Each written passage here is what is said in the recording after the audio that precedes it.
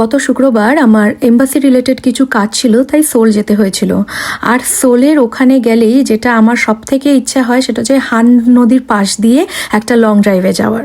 আর এত সেদিন ঠান্ডা ছিল আর কুয়াশা ছিল যে কি বলি, কিন্তু তা সত্ত্বেও হান নদীর পাশ দিয়ে যে গেছিলাম আর সেই যে একটা অনুভূতি, সেটাই আপনাদের সাথে শেয়ার করার জন্য আজকের ভিডিওটা।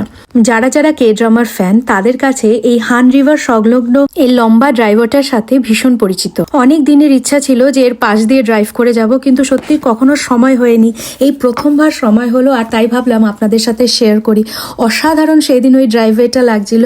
হ্যাঁ, কুয়াশা হয়তো, তাই পুরো সিটিটা দেখাতে পারলাম না, কিন্তু কুয়াশাতেও একটা অন্য ধরনের ভালো লাগা ছিল। যাই হোক, এম্বাসির কাজ সেরে চলে গেছিলাম মৌমিতার বাড়ির উদ্দেশ্যে। আর সেই পথে পড়েছিল গিয়ংবকগুং প্যালেসের রাস্তা।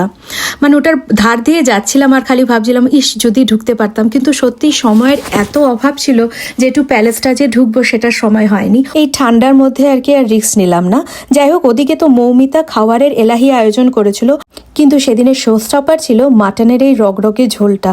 আমি মাটন খাই না, তা সত্ত্বেও খেয়েছি, আর এত দারুণ খেতে কি বলি। ওখান থেকে আবার মৌমিতা নিয়ে গেছিল তাদের বাড়ির সামনের একটা বুদ্ধিস্ট টেম্পলে। এত সুন্দর পবিত্র জায়গাটা যে মনটাই খুব শান্ত হয়ে গেছিল। সন্ধ্যা নেমে এসেছিল, ওই সময় গেছিলাম মন্দিরটায়, তাই আরেকটু যেন বেশি ভাল লাগছিল ওই পরন্ত বিকেলে মন্দিরটা দেখবার। আর আশপাশটা ছিল এতটাই ঠান্ডা, মানে কনকনে শীত, যে ওখানে যে অনেকক্ষণ থাকবো বা কাটাবো আর সময় হচ্ছিল না। কিন্তু ভিতরটা ভীষণই শান্ত একটা পরিবেশ। এত মানে ক্যান্ডেল দিয়ে ওই জায়গাটা পুরো ঘেরাও ছিল। ইনার নাম কি ঠিক বলতে পারবো না, কারণ কোরিয়ান আর কাঞ্জিতে লেখা ছিল, তাই বুঝতে পারিনি। কিন্তু জায়গাটা ভীষণই পবিত্র, মনটাও ভালো হয়ে গেছিল। হান নদীর পাশ দিয়ে ড্রাইভওয়েটা আপনাদের কার কার পরিচিত আর কোন কোন ড্রামায় দেখেছেন কমেন্ট করে অবশ্যই জানাবেন। আর আজকের ব্লগটা আপনাদের কেমন লাগলো সেটাও কমেন্ট করে অবশ্যই জানাবেন। আজ আসি, বাই।